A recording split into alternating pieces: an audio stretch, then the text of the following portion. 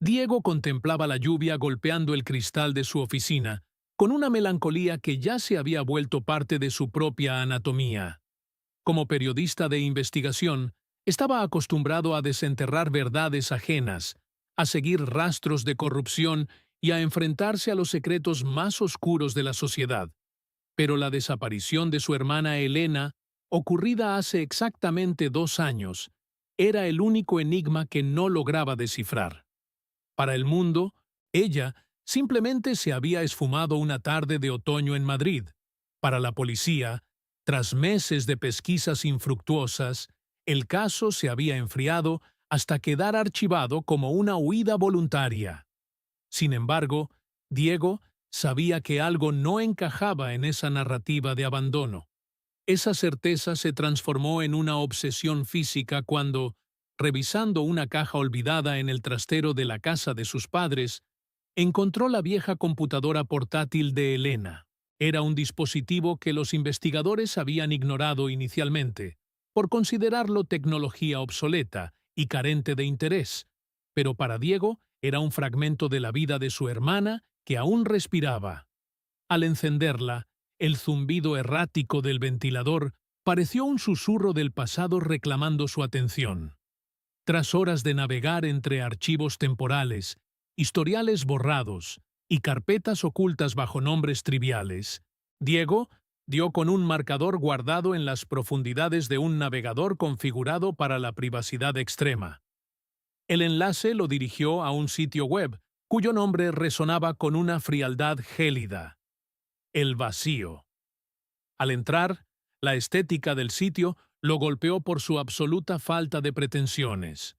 No había imágenes vibrantes, ni anuncios parpadeantes, ni secciones de comentarios ruidosas. Solo un fondo negro abisal con una tipografía blanca, limpia y minimalista.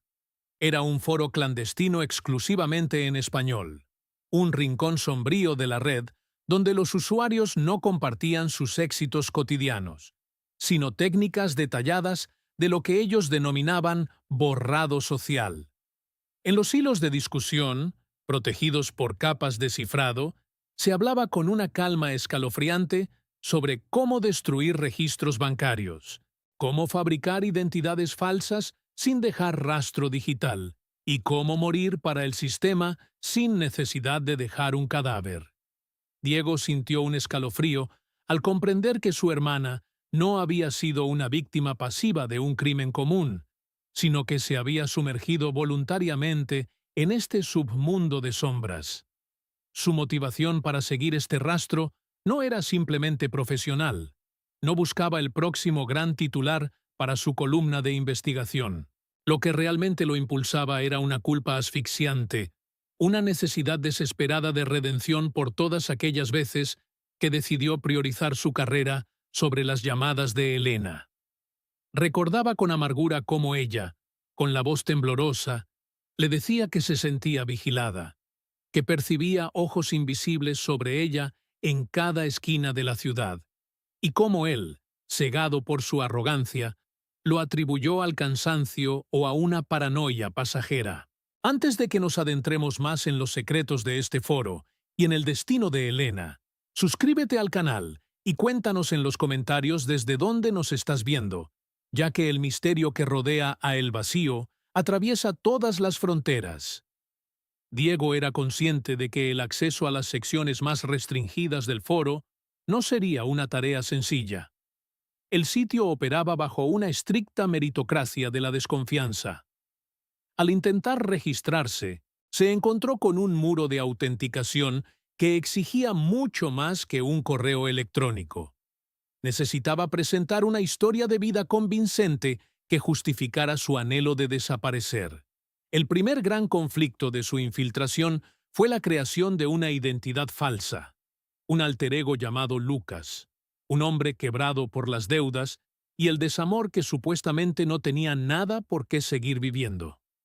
Durante días, Diego construyó un rastro digital coherente para Lucas, sembrando migajas de desesperación en otras plataformas para que, cuando los administradores de El Vacío investigaran a su nuevo postulante, encontraran exactamente lo que buscaban: un alma rota, lista para ser borrada. La tensión en el pequeño apartamento de Diego era palpable mientras esperaba la validación de su cuenta. Sabía que un solo error en su relato, una inconsistencia en las fechas de su supuesta ruina, y sería expulsado para siempre, perdiendo el único hilo que lo conectaba con su hermana. Finalmente, una noche de madrugada, la pantalla parpadeó y una notificación de acceso concedido iluminó su rostro cansado. Sin embargo, antes de que pudiera explorar el primer hilo de conversación, un icono de mensaje privado comenzó a parpadear con una insistencia violenta en la esquina superior derecha. Con el corazón martilleando contra sus costillas, hizo clic en el sobre. El mensaje era breve, pero contenía un veneno que le heló la sangre. El remitente, un usuario sin nombre ni rastro, simplemente escribió: «Sabemos que no eres quien dices ser, Diego. Elena te estaba esperando». El frío que recorrió la espina dorsal de Diego no fue solo una reacción al mensaje, sino una descarga de pánico absoluto que lo dejó anclado a su silla. El vacío no era un simple foro de Internet. Era un organismo vivo que lo había detectado antes incluso de que él pusiera un dedo sobre el teclado. Con la respiración entrecortada, Diego comprendió que la máscara de Lucas, el hombre quebrado que había construido con tanto celo, no era más que un cristal transparente para quienes operaban desde las sombras. Sin embargo, en lugar de desconectarse y huir, el periodista que habitaba en él tomó el control. Sabía que si abandonaba ahora, Elena se perdería para siempre en ese abismo digital. Con los dedos todavía entumecidos por la tensión, respondió al mensaje privado con una honestidad brutalmente calculada. Confesó ser Diego, pero alegó que su búsqueda no era periodística, sino un acto de rendición final. Argumentó que su propia vida se había convertido en una prisión de culpa, y que su única salida posible era seguir los pasos de la hermana que él mismo había fallado en proteger. Para su sorpresa, la respuesta de los administradores no fue una expulsión, sino una invitación a la humillación. Los moderadores, bajo la supervisión de un sistema de vigilancia que Diego no alcanzaba a comprender, le permitieron avanzar hacia los niveles más profundos de la plataforma tras someterlo a un interrogatorio psicológico extenuante. Fue allí donde las reglas de El Vacío se revelaron en toda su crudeza. El foro funcionaba bajo una premisa fundamental y aterradora: la aniquilación total del ego. Estaba estrictamente prohibido mencionar nombres reales, compartir fragmentos del pasado o mostrar cualquier rastro de nostalgia por la vida anterior. El objetivo final de la comunidad era el borrado social absoluto, un estado en el que el individuo dejaba de existir para el sistema legal y para su propia familia. En este entorno sombrío, el pasado era considerado una enfermedad y la memoria un lastre que debía ser amputado para alcanzar una libertad que bordeaba la inexistencia. En este submundo digital, Diego conoció pronto la influencia de El Guía. No era un usuario común, sino una figura que irradiaba una autoridad mística a través de sus mensajes cifrados. El guía no participaba en los debates mundanos sobre deudas. Él coordinaba la logística física de las desapariciones. Era el arquitecto de las rutas de escape y el guardián de los refugios donde los desaparecidos comenzaban su nueva vida de servidumbre y silencio. Diego observaba con horror cómo los usuarios le entregaban sus secretos más oscuros, confiándole sus identidades moribundas como si fuera un dios de la redención. La voz virtual de El Guía era fría y metódica, tratando a los seres humanos como simples variables en una ecuación de olvido. Navegando por los hilos más antiguos, Diego descubrió una subcultura de luto preventivo. Encontró foros dedicados a la planificación de funerales falsos, donde personas discutían cómo simular accidentes mortales en alta mar para liberar a sus familias de la carga de buscarlos. Diego sentía una náusea creciente al imaginar a Elena leyendo esos mismos consejos, evaluando qué tragedia fingida causaría menos dolor. Sin embargo, el verdadero golpe llegó al abrir un hilo restringido titulado Protocolo 14. Se encontró con una cronología detallada de los últimos días de su hermana. Había descripciones precisas de sus rutinas y de cómo la organización había ido erosionando su voluntad. Protocolo 14 no era un plan de escape, era un proceso documentado de desmantelamiento humano. Elena no se había ido sola. La habían observado y guiado hacia su propia desaparición paso a paso, convirtiéndola en una sombra antes de que ella misma lo decidiera. De repente, un nuevo mensaje privado parpadeó en la esquina de la pantalla. No contenía texto, solo una imagen que comenzó a cargarse con una lentitud tortuosa. Cuando finalmente se reveló, Diego sintió que el oxígeno abandonaba sus pulmones por completo. Era una fotografía de él mismo, capturada esa misma mañana desde la ventana del café donde solía desayunar. En la imagen se le veía mirando distraídamente su teléfono, completamente ajeno al hecho de que ya estaba marcado. La paranoia se apoderó de él al comprender que el foro no era solo una página web, sino una red de vigilancia que lo envolvía en el mundo real, observando cada uno de sus movimientos desde las sombras de la ciudad. Estaba atrapado en la misma red que había devorado a su hermana. Diego se levantó de la silla con un movimiento violento, sintiendo que el aire de su propia habitación se volvía tóxico. La fotografía que brillaba en la pantalla no era solo una prueba de vigilancia, era una sentencia de muerte para su privacidad. Aquella imagen, capturada desde un ángulo preciso fuera del café donde solía refugiarse cada mañana, confirmaba que ya no existían espacios seguros. El vacío no era un simple rincón oscuro de Internet. Era una infraestructura de vigilancia que se extendía como un sistema nervioso por toda la ciudad. Cada persona que se cruzaba con él en la calle, cada cámara de seguridad y cada reflejo en los cristales de los edificios se transformaron en posibles ojos al servicio de el guía. La paranoia comenzó a filtrarse por sus poros, convirtiendo el crujido del suelo en un aviso de intrusión y el zumbido de su ordenador en un susurro acusador. En mitad de ese colapso, el recuerdo de Elena irrumpió con la fuerza de un naufragio. Diego cerró los ojos y se vio a sí mismo 2 años atrás, rodeado de una arrogancia que ahora le resultaba insoportable. Recordó las llamadas de su hermana, su voz temblorosa describiendo sombras que se detenían frente a su portal y correos que desaparecían sin rastro. En aquel entonces, Diego estaba demasiado ocupado persiguiendo su próxima gran exclusiva, convencido de que los miedos de Elena eran producto de un agotamiento mental que él no tenía tiempo de gestionar. La había instado a buscar ayuda profesional, a tomarse unas vacaciones, a dejar de leer teorías conspirativas. Le había negado el refugio de su escucha, y esa omisión ahora le pesaba como una losa de plomo. La redención que buscaba no era solo por su desaparición física, sino por el abandono emocional al que la había sometido cuando ella más necesitaba un ancla en la realidad. La investigación tomó un giro oscuro, cuando Diego logró penetrar en los archivos encriptados que gestionaban las bajas del foro. No se trataba de un servicio filantrópico para ayudar a personas a comenzar de cero. Al cruzar datos de identidades borradas con registros financieros, descubrió una maquinaria criminal de una sofisticación aterradora. El vacío cosechaba las vidas de los que deseaban desaparecer.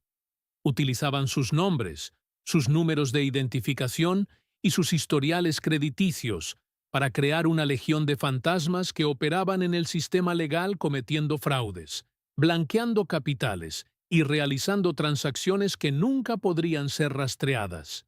Los usuarios que buscaban la libertad terminaban convertidos en activos digitales, esclavos de una organización que utilizaba sus existencias muertas para alimentar un motor de corrupción global. Elena no se había escapado del sistema.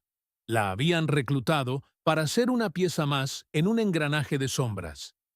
Desesperado, Diego intentó contactar a Marcos, el antiguo colega informático que le había proporcionado las herramientas iniciales. El vacío que encontró fue absoluto. El nombre de Marcos había desaparecido de la base de datos de la empresa. Su teléfono devolvía una locución de inexistencia y sus perfiles en redes sociales mostraban el mensaje de cuenta eliminada. La organización no solo lo estaba vigilando a él, sino que estaba cortando quirúrgicamente cada uno de sus vínculos con el mundo exterior. Estaba siendo aislado, empujado hacia el mismo rincón de inexistencia donde se encontraba su hermana, perdiendo cualquier apoyo externo en un entorno cada vez más hostil. Sin nada que perder, Diego lanzó un desafío directo a través de la terminal de chat de El Guía. Ya no había máscaras. Sé lo que hacéis con los desaparecidos. Tengo las pruebas del fraude y una copia de vuestra base de datos en un servidor seguro. Si no me das la ubicación de mi hermana, todo este imperio arderá bajo la luz de la Europol en minutos. El silencio que siguió fue denso, una espera insoportable frente al monitor.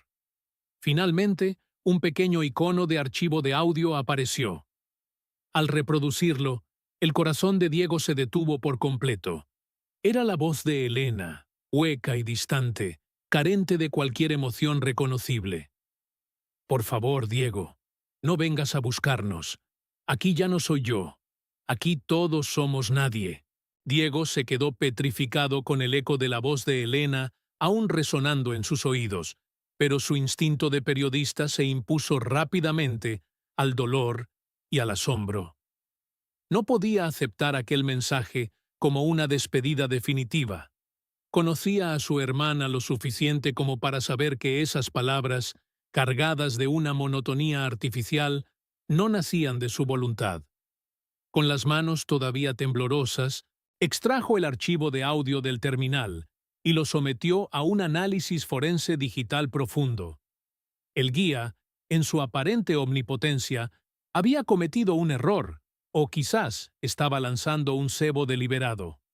Escondidos en las capas de compresión del sonido, Diego encontró metadatos geográficos residuales que apuntaban a un punto ciego en el mapa de España.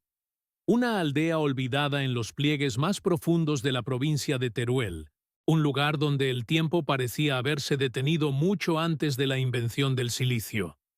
El viaje hacia el norte fue una travesía a través del silencio y la desolación. Mientras el asfalto se volvía más rugoso y la civilización se desvanecía en el espejo retrovisor, Diego comprendió por qué la organización había elegido aquel enclave.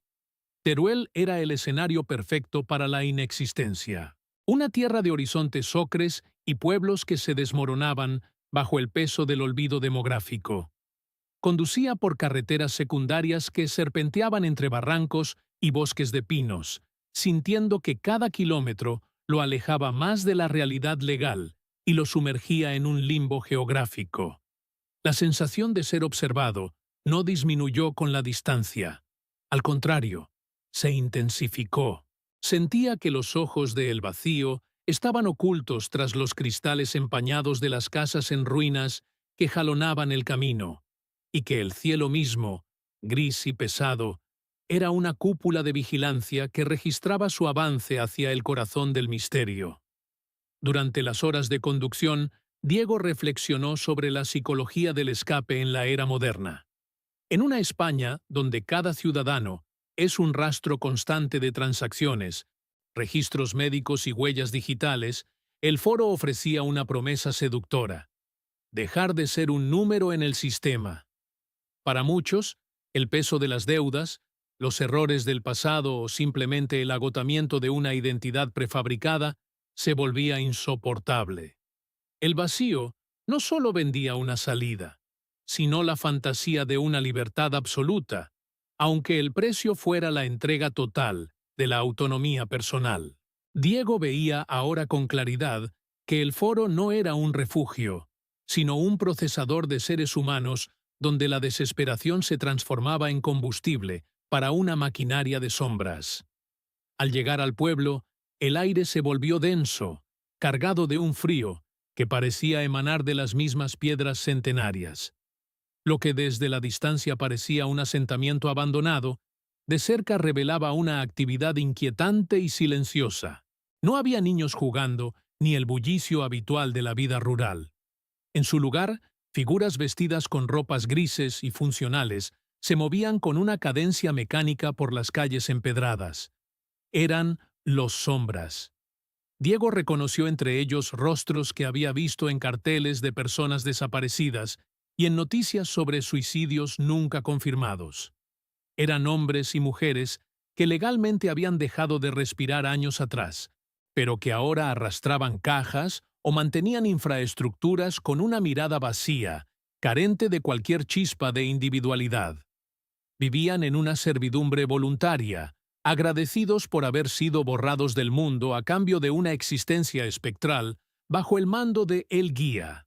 El epicentro de aquella comunidad era una vieja iglesia románica cuya piedra desgastada contrastaba violentamente con la tecnología punta que albergaba en su interior. Diego se deslizó por una puerta lateral, aprovechando la penumbra del atardecer para esquivar la vigilancia de un guardia que custodiaba la entrada principal. Dentro, el olor a incienso ancestral había sido reemplazado por el aroma punzante del ozono y el plástico recalentado. Los muros de piedra sostenían ahora hileras de servidores que parpadeaban rítmicamente, procesando los datos de miles de identidades usurpadas. El zumbido constante de los ventiladores creaba una sinfonía eléctrica que parecía el latido de un organismo vivo y depredador. Al fondo del altar, frente a una consola central, envuelta en una maraña de cables negros, una figura delgada permanecía de espaldas, sumergida en el flujo de datos de las pantallas. Diego sintió un vuelco en el pecho que casi le impide dar el siguiente paso. Se acercó lentamente, pronunciando el nombre de su hermana en un susurro quebrado por la angustia de 2 años de búsqueda infatigable. Cuando ella finalmente se giró, no hubo lágrimas de alivio, ni el abrazo esperado. Elena lo miró con una frialdad gélida que le heló la sangre en las venas. Sus ojos, antes llenos de la vitalidad que él tanto recordaba, eran ahora pozos de desprecio absoluto. No lo reconoció como el hermano que venía a salvarla de la oscuridad, sino como un intruso indeseado que osaba profanar su santuario de silencio. Su mirada no pedía rescate, exigía su desaparición inmediata, tratándolo como a un extraño molesto en un mundo donde el amor y la familia ya no tenían un código de acceso válido. Elena no se movió de su posición frente a las pantallas parpadeantes. Su voz, cuando finalmente rompió el pesado silencio de la iglesia, era un eco metálico que parecía rebotar contra las bóvedas de piedra. Con una calma que resultaba más aterradora que cualquier grito, le confesó a Diego que el origen de El Vacío no fue la criminalidad, sino la desesperación. Ella misma había programado el foro en sus noches de aislamiento, concibiéndolo como un santuario digital para víctimas de abusos que no encontraban justicia en el mundo tangible. Era, en sus inicios, un acto de resistencia, una herramienta para que los vulnerables pudieran borrar su rastro y renacer. Sin embargo, su creación había sido secuestrada por una inteligencia más pragmática y cruel. Elena no era una rehén tradicional, sino una arquitecta atrapada en su propia obra, obligada a observar cómo su idealismo era convertido en un mercado negro de identidades y servidumbre. Antes de que Diego pudiera articular palabra ante aquella revelación, una puerta lateral se abrió con un gemido de bisagras oxidadas. Los pasos que se aproximaban por la nave central tenían una cadencia que Diego reconoció instantáneamente, un patrón rítmico guardado bajo llave en su memoria durante años. De la penumbra surgió un hombre cuya presencia desafiaba todas las leyes de la lógica y el duelo. No era un administrador anónimo, ni un mercenario de la red profunda. Era su propio padre, el mismo hombre al que ambos habían llorado tras un supuesto suicidio motivado por un escándalo de fraude financiero masivo que desoló a su familia. Allí estaba, con el rostro surcado por nuevas arrugas, pero conservando la misma mirada analítica y dominante. El guía no era un título místico, era el rol que siempre había desempeñado, un manipulador que fingió su muerte como el experimento definitivo de desaparición social para escapar de la justicia. La confrontación familiar en aquel altar de tecnología y piedra era una escena de pesadilla. Su padre, con una elocuencia que destilaba veneno, comenzó a justificar la existencia de la comunidad ante un Diego estupefacto. No hablaba de crímenes, sino de una nueva forma de libertad radical. Según él, el sistema moderno era una prisión de datos constantes, y el vacío era el único lugar en el mundo donde un hombre podía ser verdaderamente libre, siempre que aceptara las reglas de su nueva sociedad de sombras. Intentó seducir a Diego con la idea de la redención, ofreciéndole un lugar a su lado. Le dijo que su talento como periodista podía servir para documentar el nacimiento de esta nueva civilización, lejos de la mirada del Estado, que solo los veía como activos económicos. Diego escuchaba con náuseas, dándose cuenta de que la ambición de su padre se había profesionalizado hasta niveles industriales, convirtiendo el dolor ajeno en un motor de control absoluto. El dilema moral que se abría ante Diego era un abismo oscuro. Si entregaba las pruebas a las autoridades, estaría condenando a su hermana a una pena de prisión por la creación del software, y revelaría una verdad que destruiría cualquier posibilidad de paz para los suyos. Pero si permitía que el sistema continuara, se convertiría en cómplice de la deshumanización de cientos de personas que vivían como esclavos digitales en aquel rincón olvidado de Teruel. La tensión física estalló cuando Diego intentó activar la transmisión de datos en su dispositivo móvil. Ante el gesto de resistencia, su padre hizo un movimiento seco con la mano. Dos de los sombras se abalanzaron sobre él con una eficiencia mecánica. El altercado fue breve pero violento. Diego forcejeó en el suelo, sintiendo el polvo centenario de la iglesia en sus pulmones, mientras intentaba proteger la información que podría derribar aquel imperio de mentiras. Fue en ese instante crítico cuando el sonido metálico de un arma, al ser amartillada, detuvo el tiempo en el recinto. Elena no estaba mirando a los guardias que inmovilizaban a su hermano, ni tampoco a su padre. Había extraído una pistola oculta bajo el panel de control central. Sus manos, que antes solo conocían el tacto de las teclas, sostenían el hierro con una resolución fría. Sin embargo, el cañón del arma no apuntaba al hombre que los había traicionado desde la infancia, ni a los hombres que retenían a Diego. Elena apuntaba directamente al núcleo de los servidores principales, el corazón de silicio donde se almacenaban los datos de miles de desaparecidos y la arquitectura completa de El Vacío. En su mirada ya no quedaba rastro de la frialdad anterior, sino una determinación destructiva. Amenazó con apretar el gatillo y provocar un cortocircuito masivo que no solo borraría el foro, sino que aniquilaría la existencia legal y el pasado de cada alma que habitaba aquel pueblo.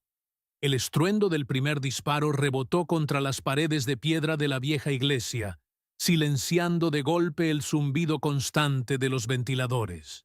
Elena no vaciló ni un instante. Su dedo apretó el gatillo 3 veces más, y las balas de plomo desgarraron el metal de los servidores centrales, mientras las placas base se derretían bajo el calor intenso de los cortocircuitos. Una lluvia de chispas azules y blancas brotó de las entrañas de las máquinas, seguida inmediatamente por el olor acre del ozono y el plástico quemado. El guía gritó, un sonido inhumano que no era de dolor físico, sino de una agonía existencial absoluta. Vio cómo el trabajo de toda su vida, un laberinto de cables y ambición desmedida, comenzaba a desintegrarse ante sus ojos.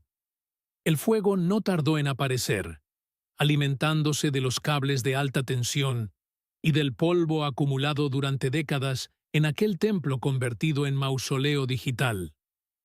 Las pantallas se apagaron una a una, dejando la nave sumida en una penumbra anaranjada por las llamas. En medio del caos, los guardias que retenían a Diego soltaron su agarre, aterrorizados por las explosiones eléctricas que empezaban a sacudir el suelo. Diego se puso en pie de un salto y corrió hacia su hermana, envolviéndola en un abrazo protector que ella, esta vez, no rechazó. Juntos retrocedieron mientras el humo negro trepaba rápidamente por las columnas góticas. El padre de ambos permanecía estático frente al altar en llamas, con los brazos extendidos como si intentara abrazar el incendio que consumía su imperio. No intentó detenerlos ni pidió ayuda. Simplemente se dejó envolver por la humareda, convirtiéndose en una silueta borrosa que se fundía con la oscuridad que él mismo había creado.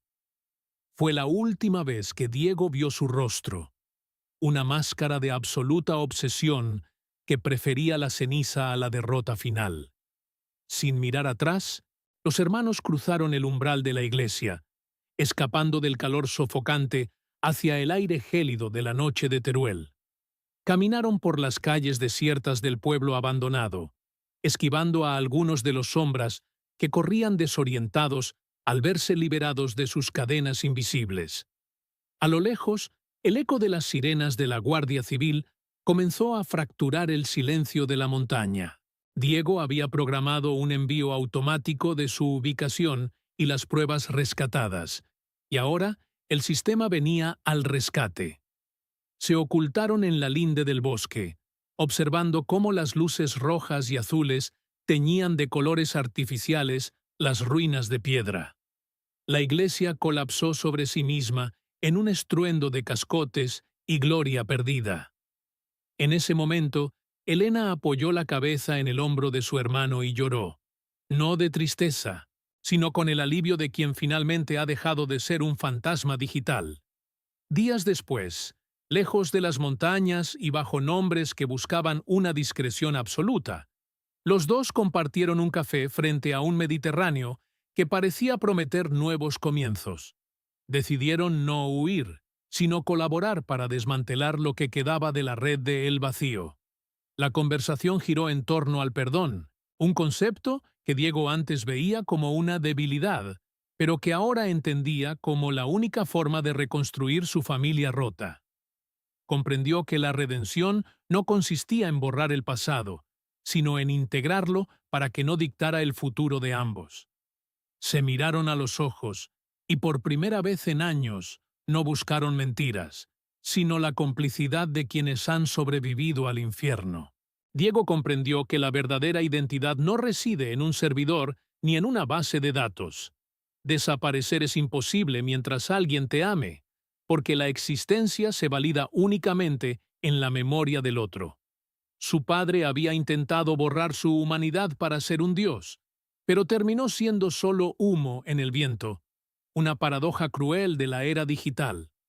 La privacidad es un derecho fundamental, pero el aislamiento total es una tumba que construimos por miedo a ser heridos por el mundo real. Mientras el sol se ocultaba, Diego sintió una vibración familiar en su bolsillo, una notificación gélida que rompió su breve paz. En la pantalla de su teléfono, un enlace a un nuevo foro apareció. El regreso.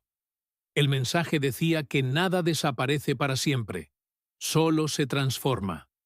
Guardó el dispositivo en silencio, sabiendo que la sombra que perseguía a su familia acababa de encontrar una nueva forma de acechar en la inmensidad de la red.